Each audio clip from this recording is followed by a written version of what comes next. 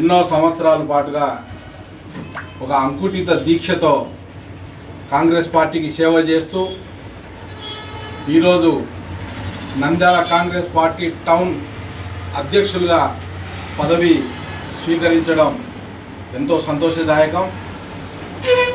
గతంలో ఎలా అయితే పార్టీకి పనిచేశారో ఇక ముందు కూడా అదే ఉత్సాహంతో పనిచేయాలని చెప్పి మేమందరం కూడా చింతలయ్య గారిని కోరడం జరుగుతుంది.